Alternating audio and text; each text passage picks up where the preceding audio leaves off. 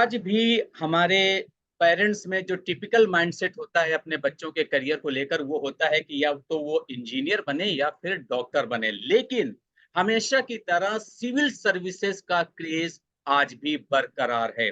IAS बनना हर किसी का ख्वाब होता है। आईएएस ही क्यों, आईपीएस हो, आईएफएस हो, उसके लिए सिविल सर्विसेज एग्जाम को क्वालिफाई करना पड़ता है। यूपीएससी के जो 3 स्टेप हैं उसको क्वालीफाई करना पड़ता है और ये आसान काम नहीं होता। लेकिन इस काम को आसान बनाते हैं जामिया मिलिया इस्लामिया के रेजिडेंस कोचिंग एकेडमी के निदेशक, जो कि आज हमारे साथ मौजूद हैं कार्यक्रम चमकते सितारे में। नमस्कार, मैं हूं अरुणेश कुमार। आप देख रहे हैं यंग तरंग, सच की आवाज। और इस चमकते सितारे में हम उन्हीं सितारों को बुलाते हैं जो हमारे समाज के लिए कुछ शानदार काम कर रहे हैं, चाहे वो एकेडमिक्स में हो या किसी और फील्ड में हो। तो हमारे साथ है प्रोफेसर डॉक्टर आबिद हलीम साहब, जो कि जामिया में प्रोफेसर हैं मैकेनिकल इंजीनियरिंग डिपार्टमेंट में, और इसके अलावा ये केंद्रीय विश्वविद्यालय है। प्रोफेसर प्रभारी के रूप में हलीम साहब ने जामिया में एमबीए इवनिंग के कोर्स को जो है उन्होंने लॉन्च कराया। एक तरह से वो फाउंडिंग मेंबर रहे और 1-2 साल नहीं, पूरे 14 वर्षों तक उन्होंने एमबीए इवनिंग के कार्यक्रम को सफलतापूर्वक निभाया है।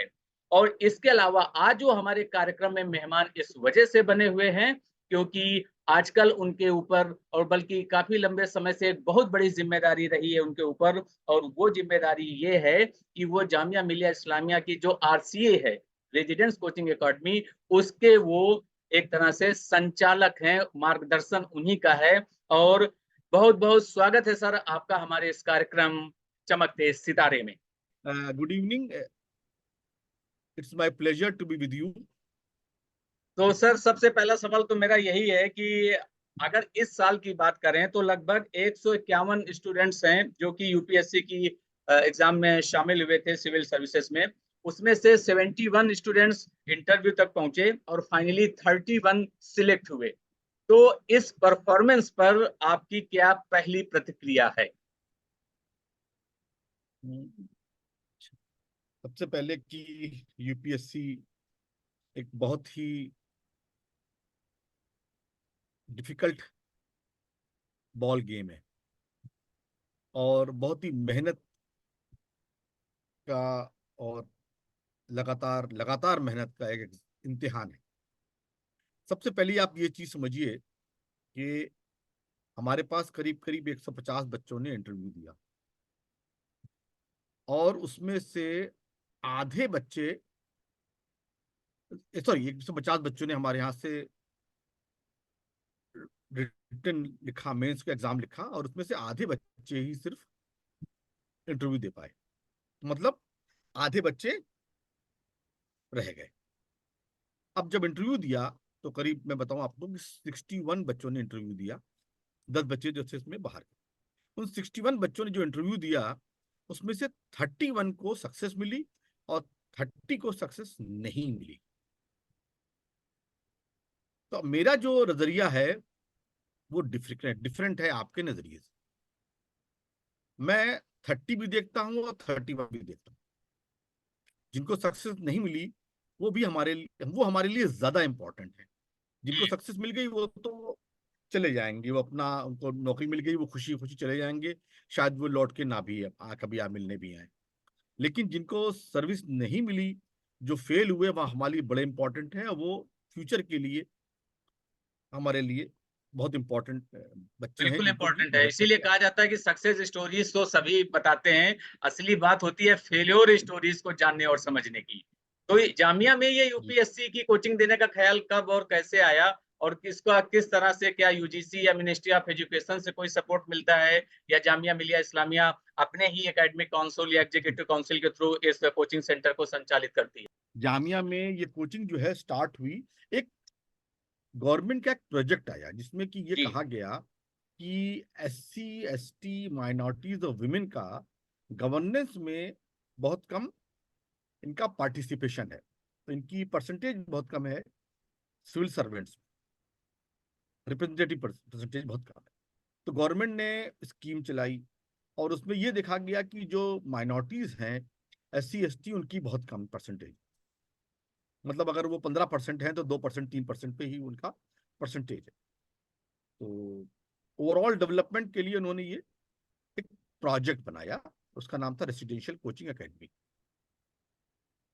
और कुछ सेंट्रल यूनिवर्सिटीज को ये दिया गया, अलीगढ़, मानू, जामिया और अम्बेडकर यूनिवर्सिटी, और अलीगढ़ दिल्ली में, लखनऊ में एक और जगह पे इसको दिया गया प्रोजेक्ट, जिसमें कि कुछ ग्रांट दी गई और उनसे कहा गया कि आप एकेडमी बनाएं जिसमें हॉस्टल बनाएं, यूनिवर्सिटी अपनी स्पेस देंगे और अपने रिसोर्स कुछ लगाएंगे, और बच्चे जो हैं वहीं रह के तैयारी करेंगे।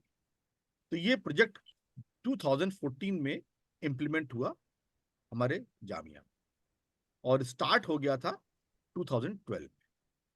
तो करीब 12 बैच इसमें से निकल चुके हैं। शुरू में तो हम लोगों ने इसको टेम्परेरी मकानों में रेंट पे शुरू किया था, बाद में इसको इसकी बिल्डिंग बन गई। अब जी जो है बिल्कुल। गवर्नमेंट की ग्रांट आती है, यूजीसी की ग्रांट आती है रिम्बर्समेंट बेसिस पे, और यूनिवर्सिटी भी इसमें सपोर्ट करती है, उसके बाद ये कोचिंग चलती है। एक तो ये चीज समझ, जो पर्पज है इसमें, हम लोग वुमेन जो एक कैटेगरी होती है वो जनरल कैटेगरी, और माइनॉरिटीज में सभी माइनॉरिटी आती है, सिख, मुसलमान, पारसी, जैन सभी लोग आते हैं, और एससी एसटी में सभी लोग आते हैं, वुमेन और मेन सब। इस तरह से ये स्टार्ट किया गया, और इसने कुछ कंट्रीब्यूट तो किया, थोड़ा बहुत तो कंट्रीब्यूट किया, ऐसा नहीं है कि, और ये स्कीम एक अच्छी स्कीम चली। ये जी जामिया तो की जो आरसीए है वो इसी स्कीम का पार्ट है। ये फुल्ली फंडेड रेसिडेंशियल कोचिंग है, जो अगर बच्चों की इस साल की कोचिंग तो बात फ्री करें होती है। तो इस साल का नोटिफिकेशन आपके आरसीए के द्वारा जारी कर दिया गया है।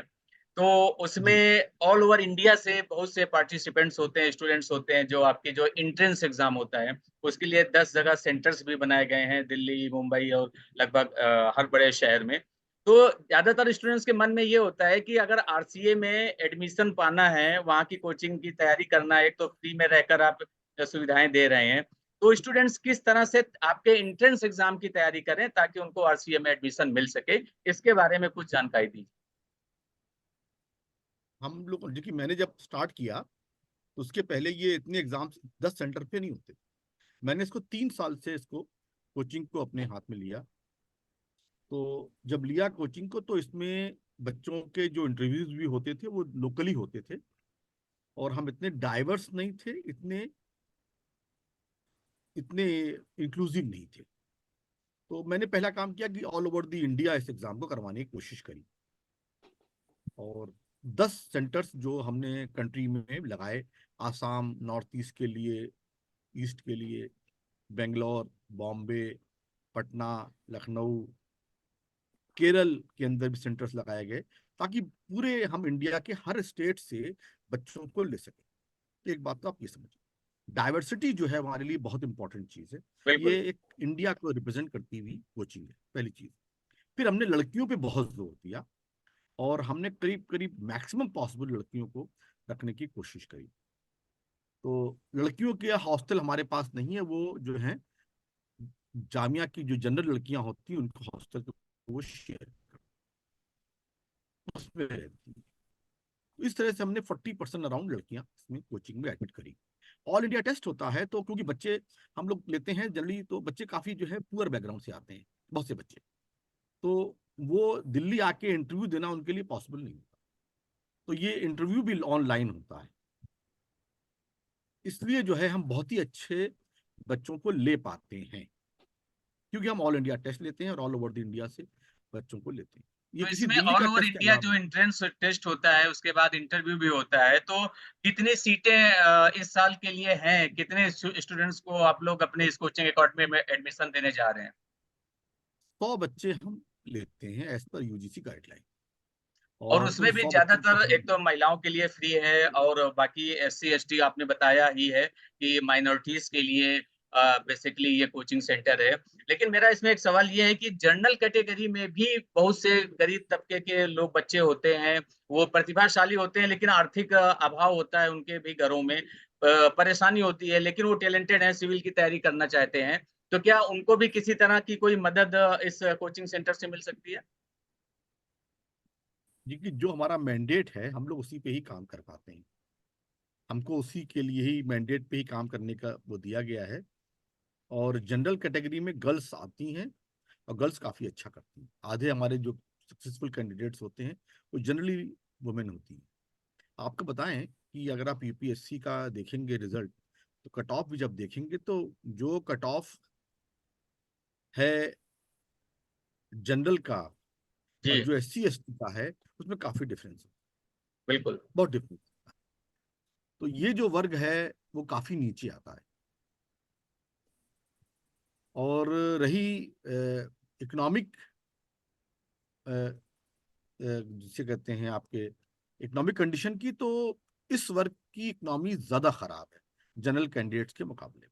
तो अगर ये कोचिंग गवर्नमेंट चाहती है, गवर्नमेंट की बहुत सी स्कीमें हैं, ऐसा नहीं है कि जामिया एक ही स्कीम है, बहुत सी गवर्नमेंट की स्कीम है और हर वर्ग के लिए है।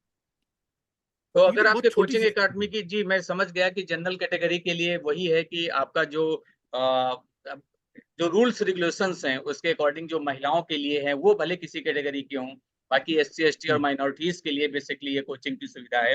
अगर बात करें फैकल्टी प्रोफाइल की, तो आपके यहाँ किस तरह का फैकल्टी का प्रोफाइल होता है जो पढ़ाने आते हैं, या आपके यहाँ से जो आईएएस बन चुके हैं क्या वो भी फैकल्टी हैं, गेस्ट फैकल्टी के तौर पर, विजिटिंग फैकल्टी के तौर पर आते हैं?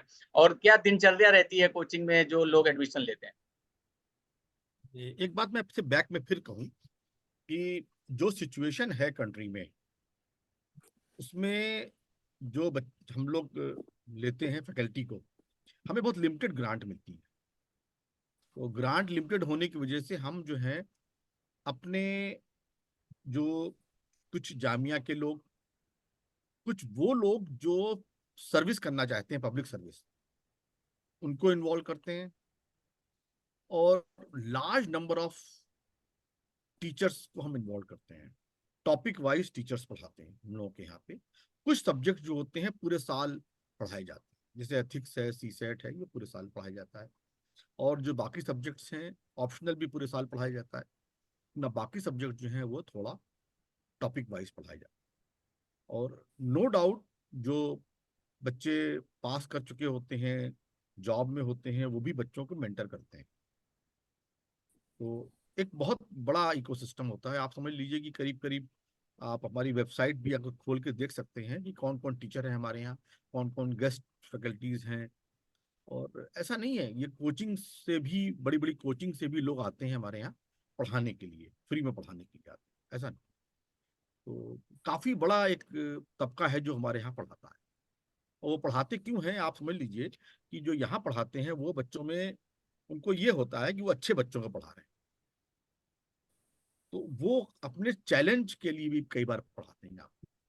उनको एक अच्छे बच्चे मिलते हैं, अच्छा ग्रुप मिलता है, इसमें से बहुत लोग निकल जाते हैं, तो इसलिए भी पढ़ाते हैं। और मतलब आप, ये जो कोचिंग का पूरा सिस्टम है, ये रेगुलर पढ़ाई से फर्क होता है। हम बच्चा आएगा तो हम उससे कहेंगे कि फाउंडेशन कोर्स करो, उसके बाद में पेपर्स करो और अपनी नींव को मजबूत करो। जो 8वीं 9वीं 10वीं 11वीं 12वीं क्लास में रह गया है तो फिर से लुक आफ्टर करो। ये हमें करना होता है बच्चों को। और क्योंकि हमारा एंट्रेंस टेस्ट जो है वो बड़ा अच्छा होता है, जी इसलिए बच्चे भी हमें अच्छे मिलते हैं। क्योंकि बच्चे जब अच्छे इसलिए मिलते हैं कि हम उनके लिए एक अच्छा माहौल बनाते हैं। लड़कियों के लिए बहुत ही सेफ और सिक्योर जगह है, जहाँ वो 24 घंटे लाइब्रेरी में पढ़ सकती हैं और हॉस्टल से आ जा सकती हैं। ये आप कहीं सुनेंगे नहीं। और लड़कों के साथ पढ़ लेती हैं और वो जिस तरह से वो चाहती हैं रह सकती हैं। उनके लिए कॉमन रूम भी है अपना, गर्ल्स का अलग, और वो बच्चों के लड़कों के साथ भी रहती है। और बहुत ही स्ट्रिक्ट डिसिप्लिन भी है, बहुत स्ट्रिक्ट डिसिप्लिन है यहाँ पे। अगर थोड़ी सी कोई बात होती है तो फौरन ही एक्शन होता है उस पर। तो एक यूनिवर्सिटी का अच्छा माहौल, डाइवर्सिटी, इक्विटी, और ऑल ओवर द इंडिया के लोग, और उसके बाद टीचर्स जो होते हैं वो बहुत डिफरेंट डिफरेंट तरह के जी प्रोफेसर पेपर्स साहब, यहाँ को, पर एक टॉपिक सवाल को। ये भी उठता है कि जो फैसिलिटीज हैं, ये तो हमने फैकल्टी प्रोफाइल की बात कर ली, आपकी कोचिंग एकेडमी में किस तरह की फैसिलिटीज जो स्टूडेंट्स होते हैं, जो पार्टिसिपेंट्स रहते हैं, जैसे लाइब्रेरी के बारे में मुझे मालूम है कि 24x7 उनको लाइब्रेरी की फैसिलिटीज मिलती है। इसके अलावा क्या ये भी कहा जाता है कि अगर आप सिविल एग्जाम की तैयारी कर रहे हैं ना, तो 24 घंटे में से 18-20 घंटे आपको पढ़ना ही पढ़ना पड़ता है? एक तरीके का साइकोलॉजिकल प्रेशर बहुत आ जाता है स्टूडेंट्स पर। तो इन सारी चीज़ों को आपकी कोचिंग अकेडमी कैसे देखती है? फैसिलिटीज बताएं आपसे। एक तो यूनिवर्सिटी का बहुत ही अच्छा माहौल, सिक्लूडेड जगह, उसके बाद में बच्चे पढ़ते हैं, और स्ट्रेस जो है पार्ट ऑफ पढ़ाई है, क्योंकि फेल्योर इसका नाम है। तो हमारे पास में साइकोलॉजिस्ट हैं जो बच्चे से बात करते हैं, उनके स्ट्रेस को दूर करने की कोशिश करते हैं। बच्चे जो हैं जिम भी ज्वाइन कर सकते हैं यूनिवर्सिटी का, वहां जाके स्ट्रेस को बस्ट कर सकते हैं। उसके बाद में खाना जो है बहुत ही सिंपल सा इन हाउस होता है, उनको कहीं बाहर जाने की जरूरत नहीं है। उसके बाद जो है उनके पर बहुत कोई हमने मैक्रो मैनेज नहीं किया हुआ है उनको, और वो अपने दोस्तों के साथ बैठ के बात कर सकते हैं, मिल सकते हैं, ग्रुप में पढ़ाई कर सकते हैं। तो जब ग्रुप में पढ़ाई करते हैं तो उनको काफी इससे सपोर्ट सिस्टम डेवलप हो जाता है। ये एक अलग इन्वायरमेंट हम डेवलप करते हैं। इन्वायरमेंट जी, डेवलप करना जरा मुश्किल। बिल्कुल। आपका यहाँ पर एक ये भी बात कही जाती है कि हिंदी मीडियम को लेके काफ़ी सवाल उठते हैं कि जो है, जो टॉप 10 है, अगर आप यूपीएससी के टॉपर्स की लिस्ट देखें, कट ऑफ की अगर बात करें, तो सब जगह इंग्लिश मीडियम के जो बैकग्राउंड के स्टूडेंट्स हैं, जिन्होंने इंग्लिश मीडियम से पढ़ाई की है या जो हायर एजुकेशन में आईआईटीज़ वगैरह से पढ़कर निकले हैं, उनका दबदबा ज़्यादा रहता है। तो हिंदी मीडियम से जो छात्र तैयारी करना चाह रहा है, यूपीएससी क्वालीफाई करना चाहता है, अपने सपने को साकार करना चाहता है, तो आपकी कोचिंग के ज़रिए उनको हिंदी मीडियम या अंग्रेजी मीडियम या दोनों ही माध्यमों में किस तरह से ट्रेनिंग दी जाती है? जब मैं आया तो हमारे टेस्ट पेपर जो थे वो सिर्फ इंग्लिश मीडियम में होते थे।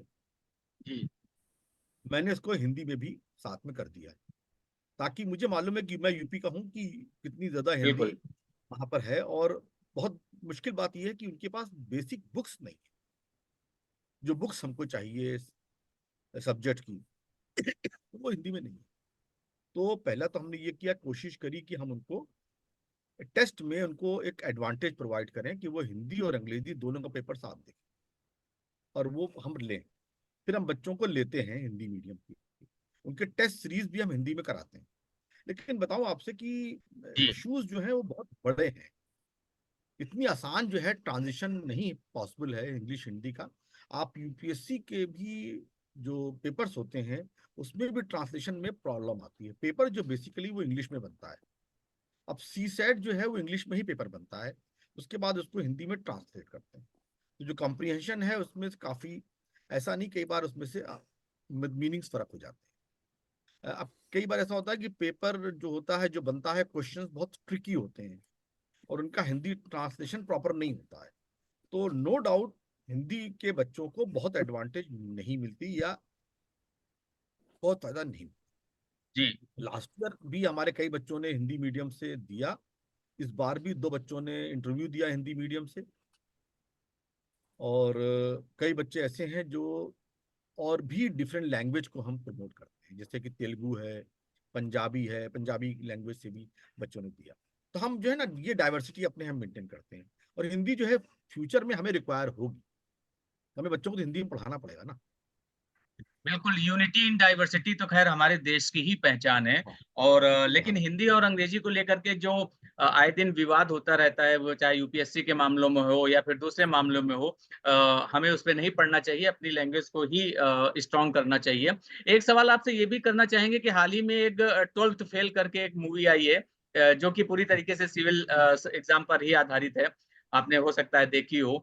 तो मेरा सवाल इससे जुड़ा हुआ ये है कि जो गरीब तबके के लोग हैं, खास तौर पर ग्रामीण इलाकों के जो स्टूडेंट्स हैं, क्या आपकी कोचिंग अकेडमी में वो भी एंट्रेंस टेस्ट और इंटरव्यू क्वालीफाई करने के बाद आपकी कोचिंग अकेडमी से जुड़ पाते हैं? और क्या ग्रामीण इलाकों के बच्चे भी अपने आईएएस बनने के सपने को साकार कर पाते हैं आपके कोचिंग की मदद से? आप क्योंकि आप आके कभी देखिए, जो हमारे बच्चे हैं ना ज्यादातर वो बहुत ही ईडब्ल्यूएस कैटेगरी के हैं। हमारे बच्चे काफी रूरल बैकग्राउंड से, और जो बच्चे हम लेते हैं वो बहुत रिच बच्चे नहीं होते। कि हमारे पास में नॉन एसी हॉस्टल होता है, तो ऑर्डिनरी बच्चा जो है वही रह पाएगा इसमें। लड़कियों के ट्रिपल सीटेड हॉस्टल्स हैं, तो लड़कियां जो बहुत मेहनत करना चाहेंगी तो वो रह पाएंगी।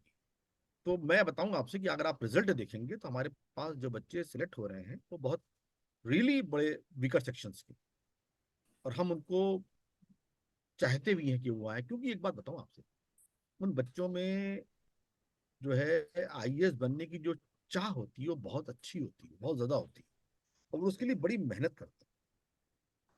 तो और बड़े बच्चों के लिए तो मुश्किल अलग चीज है, लेकिन मैं आपसे बताऊं कि कितने बच्चे ऐसे देख रहा हूं मैं जिन्होंने Hindu college, Miranda house, Jamia से पढ़ रहे हैं, बहुत ही पुअर बैकग्राउंड, और अक्सर बच्चों के पेरेंट्स भी किसी किसी के नहीं हैं, और कोई उनको और पढ़ा रहा है, तो ये बच्चे हैं हमारे।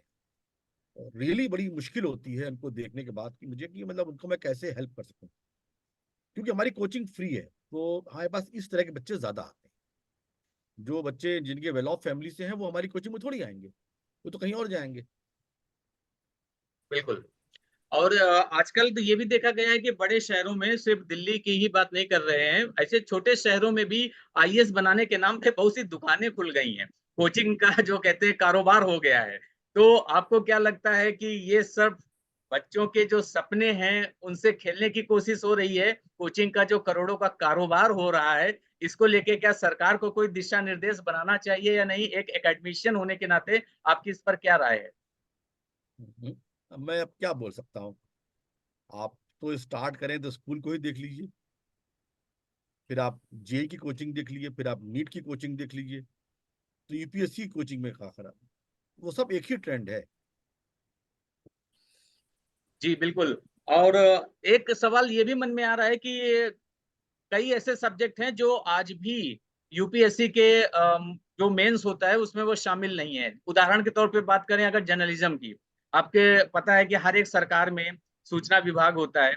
तो जर्नलिज्म और मास कम्युनिकेशन यानी पत्रकारिता और जनसंचार एक विषय के रूप में मुख्य परीक्षा में शामिल नहीं है, जबकि जर्नलिज्म एजुकेशन के 1 शतक हमारे देश में पूरे हो चुके हैं। 100 साल से ज्यादा पुरानी ये शिक्षा है जिसमें पत्रकारिता की पढ़ाई करवाई जाती है, लेकिन ये विषय अभी तक यूपीएससी में शामिल नहीं हो पाया। तो एक आईएएस की कोचिंग आप दे रहे हैं, आरसीए के इंचार्ज हैं, तो इस नाते आपका क्या इस मामले पर ओपिनियन है? भाई ये तो पॉलिसी मैटर है, हम उसमें ज्यादा क्या बोल सकते हैं। जिन्होंने बनाया है पेपर वो जानते हैं, जिन्होंने यूपीएससी में काम कर रहे हैं बड़े बड़े लोग हैं, चेयरमैन हैं, मेंबर्स हैं, वो तो उनका मसला है। लेकिन एक बात मैं आपको क्लियर करूं कि कई बच्चे ऐसे हैं जो जर्नलिज्म की बैकग्राउंड से आते हैं, जैसे उन्होंने आईएमसी से किया बिल्कुल। और एमसीआरसी से भी किया, और वो कोई और भी कोर्स पढ़ते हैं फिर वो आते हैं हमारे यहाँ। तो उनको एडवांटेज ये मिलता है कि उनकी पर्सनैलिटी बहुत डिफरेंट होती है, इंटरव्यू नहीं, बड़ा उनको अटेंड करते एडवांटेज तो मिलता है, लेकिन जैसे मुख्य परीक्षा के लिए हिस्ट्री हो गया, पब्लिक एडमिनिस्ट्रेशन हो गया, बहुत से ऐसे विषय हैं, लेकिन उन विषयों की सूची में पत्रकारिता और जनसंचार एक विषय के रूप में यूपीएससी ने आज तक शामिल नहीं किया। हालांकि इसको लेके छात्र आंदोलन कर रहे हैं, बहुत बातें यूपीएससी को ज्ञापन में दी गई है। तो आपके अनुसार ये विषय शामिल होना चाहिए मुख्य परीक्षा के विषय के रूप में या नहीं? अभी अभी तो मैं इस बारे में कोई बात नहीं कह सकता, ये बात तो गवर्नमेंट डिसाइड करेगी। हमारे साथ एक दर्शक श्रुति भी जुड़ी हुई है। श्रुति, अगर आपके मन में कोई सवाल हो तो आप कर सकती हैं। कार्यक्रम का समय समाप्त हो रहा है, इसलिए संक्षेप में ही अपना सवाल करें। नहीं नहीं, बस आप प्रोफेसर साहब से काफी जानकारी हमें मिल ही गई है। कार्यक्रम का आप भी कह रहे हैं समय खत्म हो रहा है, तो इट्स ओके। तो आखिर में चलते चलते प्रोफेसर साहब आपसे यही जानना चाहेंगे कि 18 घंटे, 20 घंटे, या फिर एक आइडियल कितने घंटे एक सिविल एग्जाम की तैयारी करने वाले स्टूडेंट्स को मन लगाकर पढ़ना चाहिए? ये बड़ा मुश्किल सवाल है कि हर बच्चा अलग अलग तरह से पढ़ता है, सबकी स्ट्रेटजी अलग होती है और सबके नोट्स अलग होते हैं। ऐसा नहीं कि सबको एक ही बुक से पढ़ रहे हैं और सब ऐसा कर रहे हैं, हर बच्चा अलग होता है। हमारे पास आईआईटी के बच्चे होते हैं जिन्होंने आईआईटी से बीटेक कंप्यूटर इंजीनियरिंग किया है, अच्छी जॉब्स करी और फिर पढ़ाई कर रहे हैं। हमारे पास वो बच्चे भी हैं जो आईएम से आए हैं, वो बच्चे भी हैं जो मेडिकल मौलाना आजाद से आईएम बच्चे भी आए हैं, वो बच्चे भी हैं जो प्राइवेट कॉलेज से इंजीनियरिंग करके आए हैं, वो बच्चे भी हैं जो गांव देहात के स्कूलों से और गांव देहात के कॉलेजों से पढ़ के आए हैं। तो हर तरह के बच्चे हैं, सबकी अलग अलग क्षमता होती है। सबका अलग अलग पढ़ने का तरीका हो।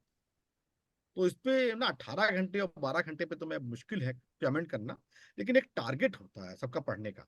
लोग अपनी पूरी स्ट्रेटजी बनाते हैं और उनको मालूम होता है कि उनको इस हफ्ते में क्या पूरा करना है, इस दिन में क्या पूरा करना है, क्या चीज रह गई है, कहाँ से पढ़ना है, कितना पढ़ना है, किसके नोट्स कब बनाने हैं। तो वो उसके हिसाब से काम करते हैं। वो टारगेट जब मीट हो जाए तो उनका काम पूरा हो जाता है, वो 12 घंटे हो चाहे 18 घंटे हो। लेकिन देखिए ना, जुनून है, ये पैशन है यूपीएससी। अगर आपके पास ये पैशन नहीं है तो आप यूपीएससी मत दीजिए। और आप जी, बहुत बहुत बहुत धन्यवाद आपका। बहुत बड़ी बात आपने कह दी कि आप पैशन के साथ पढ़ाई कीजिए और उसी प्रोफेशन में जाइए जिसमें आपका पैशन हो। बहुत बहुत जी, धन्यवाद और आभार प्रोफेसर साहब, अपना कीमती समय शुक्रिया आपका, हमारे बहुत लिए बहुत निकालने शुक्रिया। के लिए। बहुत बहुत शुक्रिया। और अगर आप कोई और बात पूछना चाहते हैं आप पूछ सकते हैं, मुझे ऐसी कोई जी बात नहीं है। बिल्कुल। तो अब चमकते सितारे कार्यक्रम का समय समाप्त हो रहा है, तो हमारे जितने भी दर्शक हैं, अगर आपके मन में भी कोई सवाल है तो आप कमेंट बॉक्स में जाकर के अपना सवाल लिख सकते हैं। हम प्रोफेसर साहब तक आपका सवाल पहुंचाएंगे और उसका जवाब भी आप तक पहुंचाएंगे। तो ये था हमारा आज का कार्यक्रम चमकते सितारे, प्रोफेसर साहब के साथ, जो कि दिल्ली में जामिया मिलिया इस्लामिया है उसके आरसीए कोचिंग के वो प्रभारी हैं, आईएएस की जो तैयारी करवाते हैं। तो प्रोफेसर डॉक्टर आबिद हलीम साहब, बहुत बहुत शुक्रिया। आपको हमारा ये बहुत प्रोग्राम बहुत कैसा शुक्रिया लगा? जी। अपना फीडबैक कमेंट बॉक्स में जरूर दीजिए। साथ ही हमारे चैनल को लाइक, शेयर और सब्सक्राइब कीजिए और देखते रहिए यंग तरंग, सच की आवाज। नमस्कार।